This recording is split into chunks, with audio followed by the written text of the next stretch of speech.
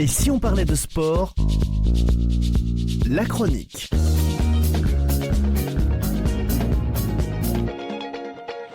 Retour sur le plateau de Et si on parlait de sport pour cette deuxième chronique spéciale consacrée au tournoi Destination féminin de rugby. Après une première journée déjà riche en enseignements, une hiérarchie commence à se dessiner, mais attention, encore, rien n'est figé. Si on résume, l'Angleterre est déjà en mode patron, solide, puissante, efficace. Les Red Roses ont posé leur empreinte sur la compétition et annoncent déjà clairement la couleur. La France gagne, mais doit encore se régler. 2 victoires bonifiées, oui, mais un jeu encore irrégulier, on le verra, avec des débuts de match qui interrogent. L'Écosse continue sa montée en puissance, plus structurée, plus ambitieuse, elle s'installe progressivement comme une nation qui compte. Derrière, l'Irlande et l'Italie cherchent encore leurs repères, mais ont montré qu'elles pouvaient bousculer l'ordre établi. Alors cette deuxième journée est simple, confirmation ou bouleversement. Réponse tout de suite dans notre débrief complet avec notre chroniqueuse Danielle Irazu, ancienne internationale de rugby avec 76 sélections, manager sécurité au sein du groupe SNCF et dirigeante sportive. Bonjour Danielle. Bonjour à tous. Bonjour, en tout cas merci d'être avec nous. Daniel, on attaque directement sur cette deuxième journée de tournoi Destination féminin et déjà des écarts impressionnants, des stades quand même pleins et du spectacle. Est-ce qu'on est en train de vivre un tournoi pour le rugby féminin ? Oui, clairement, je pense qu'on est en train de vivre un tournant à 360 degrés, surtout en ce qui concerne l'extra-sportif. En ce qui concerne le match même, pour les Anglaises, on a vu une grosse mobilisation anglaise, toujours aussi impressionnante. Des équipes comme l'Irlande qui confirment leur montée en puissance. Et puis bon, une équipe de France qui est encore en construction, même si elle a gagné, on a encore eu une première mi-temps un peu fébrile. On va commencer, si tu veux bien, dans l'ordre de nos matchs pour essayer de nous donner quelques commentaires. Point de vue sur l'Écosse-Angleterre, une marée rouge, mais une victoire aussi pour l'Écosse. On commence donc par ce match à Murrayfield, 84-7 pour l'Angleterre. Pourtant, ça ne reflète pas complètement le match. Et qu'est-ce qu'on peut dire sur ce match, Daniel ? Ce qu'on peut dire sur ce match déjà, c'est que c'est très symbolique.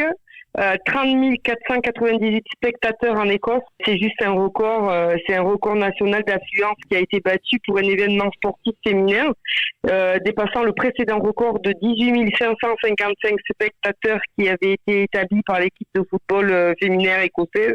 C'est un marqueur impressionnant et une ambiance a priori exceptionnelle dans le stade. Pour avoir joué à Murrayfield devant beaucoup moins de spectateurs, c'était déjà impressionnant. Alors là, jouer devant presque 40 000 spectateurs, 30 000 spectateurs, ça devait être impressionnant pour les joueuses aussi. Et sur le terrain ? Sur le terrain, on a retrouvé les championnes du monde à leur niveau, impitoyable. Les Red Roses n'ont rien laissé au hasard. Elles ont inscrit 12 essais avec une efficacité clinique et une capacité à accélérer dès qu'elles le décident. Le tournant, c'est ce 50-22 de Zoé Harrison. À partir de là, l'Angleterre installe son jeu et déroule complètement. Alors, est-ce qu'il y a une joueuse qui t'a marqué particulièrement ? Alors, il y a plusieurs joueuses qui ressortent quand même. Ellie Kilden, doublée. Tranchante, toujours là. Et Sarah Byrne qui a aussi inscrit un doublé en 8 minutes. Ensuite, on a quand même Zoé Harrison qui a marqué les 24 points au pied en transformant les 12 essais. Et puis Marley Packer qui a été toujours impactante malgré sa grande carrière.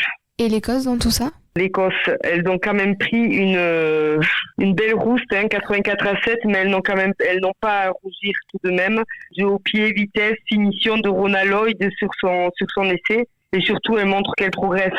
Le score ne reflète pas complètement les efforts de l'Écosse qui fait du boulot sur la progression du rugby féminin en Écosse. Qui continue de se structurer et c'est dommage quand même de prendre autant de points, mais alors ils peuvent se réjouir quand même d'avoir un public qui a répondu présent sur ce match-là avec ce record de spectateurs. Ouais, c'est encourageant pour la suite en tout cas, je pense. Oui, ça doit booster les filles quand même. C'est ça, c'est encourageant pour la suite, se dire qu'ils sont suivis et que certainement leurs efforts ne seront pas vains. Et de là, on va passer maintenant direction Galway avec victoire 57-20 de l'Irlande face à l'Italie. Est-ce que c'est une confirmation pour toi, Daniel ? Alors pour moi, les Irlandaises, il ne faut jamais les enterrer. Et pour le coup, elles ont confirmé, le match de la semaine dernière et leur retour dans le haut niveau féminin. Alors la première mi-temps a été un match en sens unique, puisque 45-10 quand même à la pause. Elle lâche rien. Une grande protagonisme dans cette équipe. Oui, avec un hat-trick Bein Parsons, ça a été exceptionnel. Joueuse du match, menace permanente. Ce qui est fort, en fait, c'est qu'elle revient de blessure, elle a que 24 ans et elle incarne déjà le renouveau. Elle a montré qu'elle était présente et qu'il fallait compter sur elle. Ce qui frappe aussi, c'est le jeu proposé. Oui, le jeu proposé, beaucoup de fluidité, des passes après contact, des jeux rapides, des prises d'initiative, type libéré. Et surtout, elles vont chercher le bonus offensif en 22 minutes. Le bonus offensif. Donc, elles ont pris le match par le bon bout et le match était fait rapidement quand même. Un petit mot quand même sur l'Italie qui a quand même montré des choses. Oui, l'Italie a quand même marqué 3 essais avec certaines actions qui ont été quand même de belles factures. Elles ont réussi à accrocher le bonus offensif. Il y a dans les joueuses qu'on peut citer Vittoria Osuni-Miduzzi. C'est ça, on va le dire comme ça, c'est bien. C'est ça, qui a été impressionnante de puissance et de vitesse. Mais bon, elle manque encore de régularité pour pouvoir répondre au niveau adverse que sont la France, l'Angleterre et l'Irlande. Justement, on va passer maintenant à nos petits bleus. On termine avec eux avec une victoire 38-7, mais un match loin d'être maîtrisé, Daniel. Oui, c'était un peu encore comme le match précédent, une première mi-temps pas très aboutie, beaucoup de fautes, une grosse indiscipline qui aurait pu coûter cher. 2 cartons jaunes en 1 minute, 8 pénalités en première mi-temps. Alors on a vu l'arbitre qui avait averti Manae Feleou très rapidement sur les fautes répétitives de Ilana Brosso, qui a fini par prendre un jaune, suivi du carton jaune aussi de Pauline Bourdon-Sansus, suite à un mollet effondré. Qu'est-ce qui a réellement posé de problème finalement, parce qu'on a vu un peu la même chose que la première mi-temps, et qu'est-ce qui a posé problème à cette équipe de France? L'indiscipline et les ballons portés des Galloises ont été difficiles à contrer. C'est donc un point qu'on n'a pas encore réussi à régler, parce que c'était déjà un problème à la Coupe du Monde. Il faudra encore travailler dessus. On se rappelle, comme on l'a dit la semaine dernière, que c'est un tournoi post-Coupe du Monde, donc avec un nouveau groupe rajeuni, un nouveau staff, et qu'il faut le temps de travailler pour réussir à aller dans les détails et régler ce genre de problème. Et pourtant, elles ont du caractère, nos Françaises, que première mi-temps, pas terrible, et puis deuxième mi-temps, il se passe plein de choses. Oui, voilà. Elles ont un peu diesel, elles ont du mal à se mettre en route. La deuxième mi-temps, effectivement, est d'une autre facture et alors, elles ont aussi du caractère parce qu'en première mi-temps, elles ont tenu à 13 et qu'elles ont réussi à marquer le deuxième essai par Madou Soufa, l'Heraclo, qui a fait, la montrer de tout son corps qu'elle était là. Et en seconde mi-temps, Manae Feleou, Léa Muri, Pauline Bourdon-Sansus ont été les grandes leaders qui ont montré le chemin. Est-ce qu'il y a une joueuse à retenir de ce match? Oui, je parlais de Manae, Léa et Pauline, mais comme la semaine dernière, je vais encore avec beaucoup de fierté nommer le nom de Assia Kalfaoui, qui est vraiment hyper présente sur ce tournoi. Alors, elle en va sur chaque impact, elle stabilise l'équipe, elle donne le ton. Elle montre là des qualités de leader de combat assez impressionnantes et je la félicite beaucoup parce qu'elle a dû beaucoup travailler pour arriver à ce niveau-là. Et puis, il y a aussi la jeune Catalane Anaïs Grando qui a marqué un doublé en fin de match et qui donc prend de l'assurance petit à petit. Oui, mais il y a aussi des inquiétudes, Daniel, parce que encore des blessures. Oui, alors Ilana Brosso, je n'ai pas le détail je ne sais pas à quelle gravité est sa blessure, mais après celle de Johanna Grisé, c'est effectivement qui était aussi une des cadres de l'équipe. Ilana est un pilier sur qui on compte. Ça serait dommage de la perdre.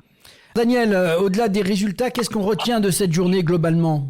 Qu'est-ce qu'on retient? Quels sont les effets marquants? Le public, l'engouement déjà. Un record de public battu en Écosse avec plus de 30 000 spectateurs à Murrayfield. C'est historique pour le rugby féminin écossais. Et le sport féminin en Écosse, plus largement. Une Angleterre encore inarrêtable, puisqu'elle enchaîne 35 victoires consécutives en match officiel et affiche déjà un différentiel de plus de 98 en 2 matchs seulement dans ce tournoi. Elle montre bien là son rôle de leader du tournoi. Une France qui est solide par son caractère et par les scores qu'elle arrive à marquer malgré les premières mi-temps qui ne sont pas abouties. Et effectivement, c'est perfectible. Donc elle gagne encore avec le bonus, mais leur première mi-temps laisse des questions quand même avant la réception de l'Irlande. Une Irlande qui est quand même assez impressionnante avec 57 points marqués à domicile et avec une joueuse en grande forme, Baileen Parsons. On va passer, si tu veux bien, donc du coup sur notre 3e journée qui se présente bientôt. Un mot pour la suite, Daniel, avec ces 3 matchs qui arrivent. Attention à la démonstration pour l'Angleterre, Pays de Galles. Effectivement, l'Angleterre aura encore l'occasion de montrer toute sa domination. Italie-Écosse, bon, match ouvert, équilibré, je pense. On devrait avoir un match intéressant. Et France-Irlande, ça va être le choc de la journée, équilibré aussi. Et il faudra pas que les Françaises prennent le match à la légère et soit comme les 2 premiers matchs en insuffisance sur la première mi-temps, parce que les Irlandaises ont prouvé là qu'elles pouvaient marquer très très vite et il faudrait pas qu'on perde de la distance rapidement en début de match.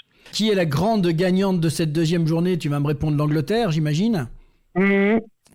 Et la grande interrogation? Et la grande interrogation, la France, je pense, parce qu'elle est capable du meilleur, mais comme elle est encore trop irrégulière et dans le travail et pas encore assez mature avec toutes ces jeunes joueuses et ce nouveau staff qui essaye de mettre en place et de recadrer certains manques, il faudra pas que la France soit en dilettante sur cette première période, comme je l'ai dit là, et qu'on ait de mauvaises surprises. Ouais, donc on conclura bien sûr que le moment fort, et tu l'as dit, c'est Murrayfield plein, ça change tout effectivement pour le rugby féminin. Merci Daniel pour tes analyses en tout cas et ces commentaires pertinents. On se retrouve bientôt pour une 3e journée, on récupérera, on l'espère, notre compère avec nous, Bernard Pujol. C'était notre 2e chronique spéciale du tournoi des nations féminin de rugby qui est signé aussi On parlait de sport. On se retrouve très vite la semaine prochaine pour une 3e journée qui s'annonce décisive et d'ici là, continuez à vibrer sport et encore un grand merci à toi Daniel. Merci.